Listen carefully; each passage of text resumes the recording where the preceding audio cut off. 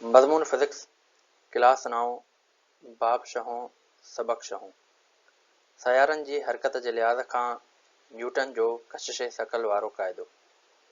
Newton's law of gravitation in the motion of satellites. अस्सलाम वालेकुम प्यारा ॿारो, सिंध ऑनलाइन स्कूल में भली कार। मां आहियां सनाउल्ला महर।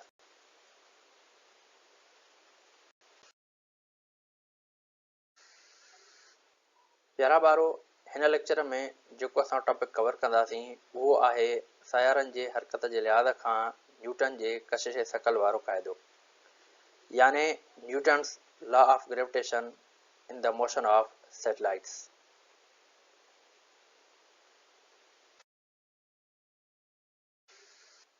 हींअर असीं पंहिंजे टॉपिक जे तरफ़ हलूं था ऐं टॉपिक असां ऑलरेडी डिस्कस करे आयासीं त टॉपिक जो नालो हीअ आहे।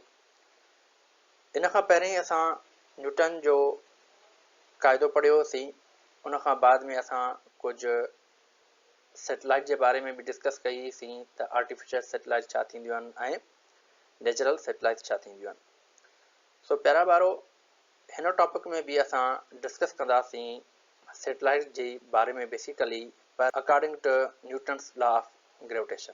ठीकु आहे, हाणे ॾिसंदासीं त बेसिकली जेके बि असांजूं सैटेलाइट्स हूंदियूं आहिनि उहे हिकु जॻह ते बीठल न हूंदियूं आहिनि, उहे मूव कंदियूं आहिनि। ठीकु आहे, हाणे हिते जेको असां सैटेलाइट जे बारे में ॻाल्हाईंदासीं उहो ॻाल्हाईंदासीं असां आर्टिफिशियल सैटेलाइट जे बारे में, त उन जे हरकत जे बारे में, त उहा कहिड़े हिसाब सां उहे हरकत करनि थियूं ऐं उन जी स्पीड यानी उन जी वेलासिटी वग़ैरह सां कहिड़े नमूने सां मालूम करे सघूं था।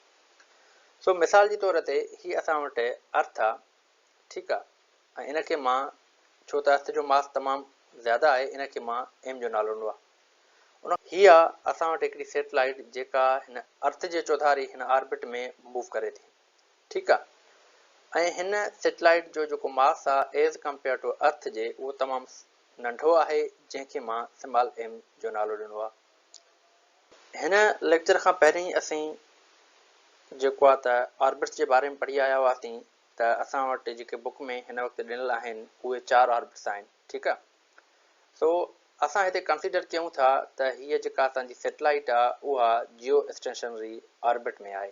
ठीकु आहे, अहिड़े नमूने सां सो प्यारा ॿारो, जीअं त असांखे ख़बर आहे, लेकिन असां ऑर्बिट जी डेफिनेशन खे ॾिसूं त ऑलरेडी असां डिस्कस करे आयासीं त उनजी डेफिनेशन आहे the curve path along which a natural or artificial satellite revolve around a planet is called an orbit. यानी हिकिड़ी जेको आहे त कर्व पाथ आहे, जंहिं पाथ में असांजूं आर्टिफिशियल या नेचुरल सैटेलाइट मूव करनि थियूं, उनखे असां ऑर्बिट था चऊं। हिन ऑर्बिट में सैटेलाइट मोकिली कीअं वेंदी आहे? बेसिकली उहा मोकिली वेंदी आहे कंहिं रॉकेट जे थ्रू। ठीकु आहे, सो अहिड़े नमूने सां जॾहिं रॉकेट जेको आहे उहो खणी करे सैटेलाइट खे कंहिं ऑर्बिट ताईं पहुचाईंदो आहे, त उन में उन सैटेलाइट जी जेका हरकत हूंदी आहे उन में न्यूटन जे कशिश जो जेको क़ाइदो आहे उहो तमामु अहम किरदारु अदा कंदो आहे। छाकाणि त ज़मीन जी कशिश शकल वारो ज़ोर, यानी जंहिंखे असां ग्रेविटेशनल फोर्स बि चऊं था, उहो प्लैनेट्स ते अमल करे थो। सो प्लैनेट्स में उन ज़ोर जे करे, यानी ग्रेविटेशनल ज़ोर जे करे, हिन उन सैटेलाइट में सेंट्रीपिटल फोर्स बि पैदा थींदो आहे। ठीकु आहे, ऐं उन फोर्स जे करे ई बेसिकली छा थींदो आहे त हीअ जेका सैटेलाइट आहे उहा असांजे हिन ज़मीन जे चौधारी हिन ऑर्बिट में मूव कंदी आहे। ठीकु आहे, छो हाणे बेसिकली छा थींदो आहे त जॾहिं हीअ, जीअं त असां पढ़ियोसीं प्यारा ॿारो सेंट्रीपिटल फोर्स में, त सेंट्रीपिटल फोर्स तॾहिं प्रोड्यूस थींदो आहे जॾहिं कोई बि ऑब्जेक्ट कंहिं कर्व पाथ में मूव करे। ठीकु आहे, सो हिते जेको सेंट्रीपिटल फोर्स पैदा थो थिए, बेसिकली उहो कंहिंजे करे थो पैदा थिए? उहो पैदा थिए थो असांजो हिन ज़मीन जे ग्रेविटेशनल फोर्स जे करे। ठीकु आहे, त जेतिरो ग्रेविटेशनल फोर्स हिन ऑब्जेक्ट ते लॻे थो, हिन सैटेलाइट लॻे थो, उन जे इक्वली असांजो जेको हिन सैटेलाइट ते जेको आहे सेंट्रीपिटल फोर्स पैदा थो थिए। ठीकु आहे, बेसिकली ॿिन्ही फोर्सिस खे असां कंबाइन करे हिन सैटेलाइट जी जेका स्पीड आहे ऑर्बिट में, उहा असां मालूम करे वेंदासीं। हीअ न पर कंहिं बि सैटेलाइट जी स्पीड, ठीकु आहे, यानी उनजी वेलासिटी। सो मिसाल जे तौर ते जेकॾहिं असां चऊं त असां हीअ जेका ज़मीन आहे, हिन ज़मीन जो जेको डिस्टेंस आहे हिन सरफेस ताईं, इनखे असां चऊं था रेडियस ऑफ अर्थ, ठीकु आहे। हाणे उनखां पोइ हीअ जेका सैटेलाइट आहे उहा हिन सरफेस खां मथे आहे, ठीकु आहे, ऐं हीअ जेको डिस्टेंस आहे उहो असां जेको आहे शो कयोसीं एच सां, यानी हेतिरी हाइट ते हीअ असांजी जेका सैटेलाइट आहे उहा मूव करे थी अराउंड द अर्थ, ठीकु आहे। जीअं असां हाणे सम्झोसीं त जेको सेंट्रीपीटल फोर्स हूंदो आहे उहो बराबरि आहे जेको आहे त ग्रेविटेशनल फोर्स, ठीकु आहे। त हिते असां लिखियोसीं F C is equal to F G, ऐं हिनखे जेको आहे त नालो ॾिनोसीं इक्वेशन नंबर 1 जो। उनखां बाद में असांखे जीअं त ख़बर आहे त सेंट्रीपीटल जेको फोर्स आहे उनजो फार्मूलो आहे M V square upon R. उनखां पोइ ग्रेविटेशनल फोर्स जो जेको फार्मूलो आहे उहो आहे G M one M two upon R square. हिते एम वन खे मां जेको आहे स्मॉल एम कंसिडर कयो आहे, यानी मास ऑफ सैटेलाइट, ऐं एम जेका कैपिटल आहे उहा आहे असांजी हिते मास ऑफ अर्थ, ठीकु आहे। हाणे असां छा था कयूं त हिन ॿिन्ही फार्मूलनि खे पुट कंदासीं हिन इक्वेशन नंबर 1 में, ठीकु आहे। हाणे हिन ॿिन्ही खे पाण में हीअं कंबाइन कयूं, ॾिसो त हिन नमूने सां यानी एफ सी जी जॻह ते उनजो ही फार्मूलो रखियोसीं ऐं ग्रेविटेशनल फोर्स जी जॻह ते ही फार्मूलो रखियोसीं, ठीकु आहे। उनखां पोइ प्यारा ॿारो जीअं त तव्हां ॾिसंदव हिते ॾिसंदव त हीअ एम ऐं हिते हीअ एम, हीअ पाण में कैंसिल आउट थी वियूं, ठीकु आहे। हीअ पाण में जॾहिं कैंसिल आउट थी वियूं त बाक़ी असां वटि छा बचो, असां वटि बचो V square upon R is equal to G capital M divide by R square, ठीकु आहे। अहिड़े नमूने सां हिते छा कंदासीं, वरी तव्हां ॾिसंदव त हिते बि असांजो हिकिड़ो टर्म ॿियो कैंसिल थिए थो, कहिड़ो, हिकु हीअ हिते आर ऐं हिते आर स्क्वायर आहे, यानी कि हितां बि हिकिड़ी आर असांजी कैंसिल आउट थी वेंदी, ठीकु आहे। उनखां पोइ असां वटि छा बचो, असां वटि बचो V square is equal to G capital M divide by R, ठीकु आहे। हाणे असांखे छा आहे करिणो, हिते हिकिड़ी पॉइंट तव्हां सम्झो प्यारा ॿारो, हीअ जेका रेडियस आहे, ठीकु आहे, उहो असां रेडियस कहिड़ो था खणूं, रेडियस मतिलबु डिस्टेंस, किथां, ओ हिन सेंटर ऑफ अर्थ खां वठी ओ हिन सैटेलाइट ताईं जेको डिस्टेंस आहे इहो छा आहे, इहो असांजो ही आर आहे, ठीकु आहे। यानी आर खे असां हीअं हिन नमूने सां लिखी सघूं था त आर छा आहे असां वटि radius of earth plus height of the satellite, ठीकु आहे। अहिड़े नमूने सां हाणे आर जेका आहे त मतिलबु इहो थियो त हिन आर जी जॻह ते असां छा लिखी सघंदासीं, ही ॿ टर्म रखी सघूं था। सो असां हिन तरीक़े सां लिखंदासीं V square is equal to G M upon R E plus H, ठीकु आहे। हाणे छा कंदासीं, असां हिते स्क्वायर ख़तमु करण जे लाइ ॿिन्ही साइडुनि खां असां अंडर रेडिकल ॾींदासीं, यानी अंडर रूट। सो हिते असां अंडर रूट ॾिनोसीं ॿिन्ही साइडुनि खां, ठीकु आहे। हाणे जॾहिं ॿिन्ही साइडुनि खां असां अंडर रूट ॾिनोसीं त जीअं त तव्हांखे ख़बर हूंदी त अंडर रूट ऐं स्क्वायर जेको आहे उहे पाण में कैंसिल आउट थींदा आहिनि। जॾहिं इहे ॿई पाण में कैंसिल आउट थी वेंदा त बाक़ी हिते असां वटि छा बचंदो, असां वटि बचंदो V is equal to under radical G M divide by R E plus H, ठीकु आहे। हाणे हीअ जेका इक्वेशन आहे प्यारा ॿारो, इहा आहे असांजी वेलासिटी ऑफ सैटेलाइट जी, ठीकु आहे। त हिन इक्वेशन जे ज़रिए असां सैटेलाइट जी जेका जंहिं मदार में जेका सैटेलाइट मूव करे थी उनजी असां स्पीड यानी उनजी वेलासिटी असां मालूम करे सघूं था त केतिरी वेलासिटी सां हीअ जेका सैटेलाइट आहे उहा हिन ऑर्बिट में मूव करे थी, ठीकु आहे। सो उनखां बाद में जेकॾहिं असां हिन सैटेलाइट जो टाइम पीरियड मालूम करणु चाहियूं, बेसिकली टाइम पीरियड छा थींदो आहे त जॾहिं सैटेलाइट पंहिंजो हिन पॉइंट खां हली हीअं पूरो चक्कर हिकिड़ो मोटाए उन ई पॉइंट ते आई त असां चवंदासीं इहो हिनजो छा आहे टाइम पीरियड आहे, ठीकु आहे।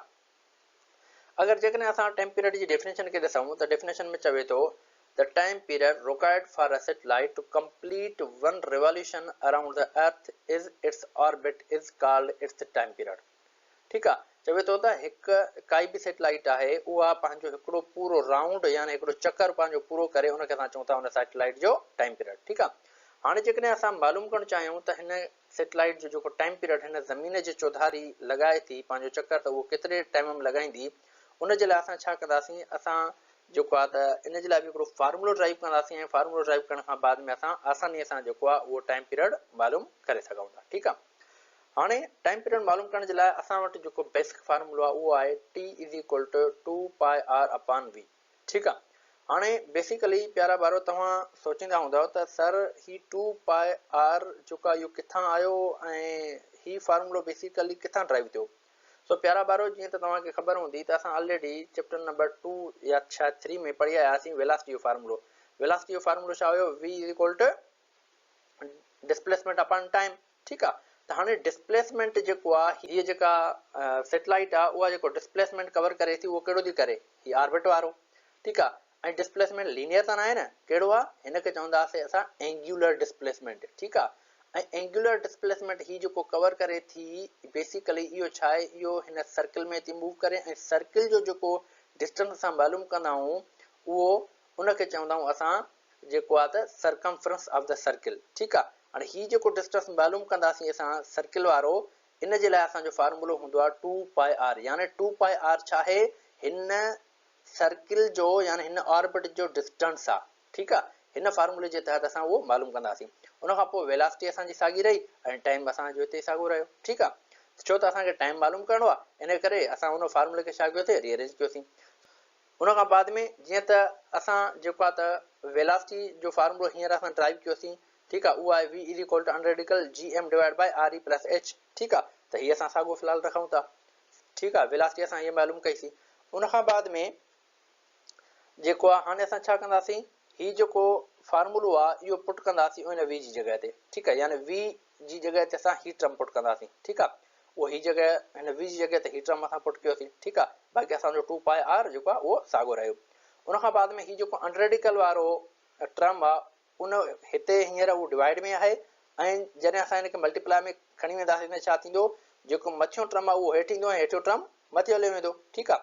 सो हिन नमूने सां हाणे हिते तव्हां ॾिसंदव त हीअ असां आर किथां आंदीसीं। ठीकु आहे। हाणे हीअ जेका आर आहे बेसिकली उहा हीअ आहे बेसिकली। ठीकु आहे। हाणे हिते तव्हां ॾिसंदव जेकॾहिं त हिते असां चयोसीं त आर ई प्लस एच जेका आहे उहा कंहिंजे बराबरि आहे? आर जे। ठीकु आहे। यानी मुकमिल डिस्टेंस जे, कंहिंखां ज़मीन जे सेंटर खां वठी उन सैटेलाइट ताईं। ठीकु आहे। इन करे मां हिते डायरेक्ट जेको आहे हिन R E plus H G जॻह ते आर लिखी। ठीकु आहे। ऐं जी एम जेका आहे उहा असांजी हेठि डिवाइड में अची वई। ठीकु आहे। त हीअ टर्म असांजो हिते हिन सां मल्टीप्लाई में अची वियो। अहिड़े नमूने सां हाणे असां छा कंदासीं प्यारा ॿारो? जीअं त हाणे हिन ॾिसो जेकॾहिं असां हीअ आर आहे इनखे जेकॾहिं असां हिन अंडरडिकल जे अंदरि खणी वेंदासीं त इहा छा थींदी? स्क्वायर थी वेंदी। ठीकु आहे। हाणे अहिड़े नमूने सां हीअं। ठीकु आहे। त हीअ थी वेंदो is equal to T is equal to 2π under radical R square R divide by gm। ठीकु आहे। हाणे मिसाल जे तौर ते जेकर हिन आर खे असां ॿाहिरि कढंदासीं यानी अंडरडिकल त छा थींदो? त हीअ अंडरडिकल सां हीअ आर ख़तमु थी वेंदी। माना हिते सिर्फ़ु असांजी हिकिड़ी आर बचंदी। उन खां बाद में हिन ॿिन्ही हीअ आर स्क्वायर ऐं आर पाण में छा आहिनि? मल्टीप्लाई में आहिनि। जॾहिं मल्टीप्लाई में त हे छा थी वेंदो? क्यूब थी वेंदो। ठीकु आहे। हाणे हिते असां वटि जेको फार्मूलो ठही आयो उहो छा ठही आयो? T is equal to 2π under radical R cube divide by gm। ठीकु आहे। हाणे हीअ असां वटि जेको आहे फाइनल फार्मूलो आहे टाइम पीरियड मालूम करण जे लाइ कंहिं बि सैटेलाइट जो। ठीकु आहे। त प्यारा ॿारो जेकॾहिं तव्हां ॾिसंदव त हिन फार्मूले में असां जूं सभु शयूं कांस्टेंट आहिनि सवाइ जेको आहे हिन डिस्टेंस जे। ठीकु आहे। हाणे ॾिसंदव त 2 असांजो कांस्टेंट आहे, पाई जो वैल्यू बि कांस्टेंट आहे। उन खां पोइ जी जेका आहे उहा ग्रेविटेशनल कांस्टेंट आहे ऐं उन खां पोइ मास ऑफ अर्थ जेको आहे उहो बि असांखे ख़बर आहे ऐं कांस्टेंट आहे। ठीकु आहे। त अहिड़े नमूने सां छा थींदो? सिर्फ़ु असांखे हिते माना ही डिस्टेंस मालूम करणो हूंदो त रेडियस सेंटर ऑफ अर्थ खां वठी केसिताईं उन सैटेलाइट ताईं जेको डिस्टेंस आहे उहो केतिरो आहे? उहो सिर्फ़ु डिस्टेंस असां हिते खणी करे पुट कंदासीं ऐं उनजो क्यूब कंदासीं ऐं ही ॿियो सॼा टर्म असांजा कांस्टेंट मिलियल हूंदा त असांखे छा थींदो? असां आसानीअ सां जेको आहे हू उन ऑर्बिट उन सैटेलाइट जो जेको आहे टाइम पीरियड मालूम करे वेंदासीं। ठीकु आहे प्यारा ॿारो। सो अहिड़े नमूने सां हिते असां ॿई इक्वेशन ड्राइव कयोसीं। हिकिड़ो इहा त वेलासिटी ऑफ सैटेलाइट असां कीअं मालूम कयूं उनजे लाइ फार्मूलो ड्राइव कयोसीं। उन खां बाद में ॿियो असां उन सैटेलाइट जो जेको टाइम पीरियड आहे उहो कीअं मालूम कयूं उनजे लाइ बि असां फार्मूलो ड्राइव कयोसीं। ठीकु आहे प्यारा ॿारो। इनशाला नेक्स्ट लेक्चर में वरी असांजी नए टॉपिक सां गॾु मुलाक़ात थींदी। तेसिताईं अल्लाह हाफ़िज़।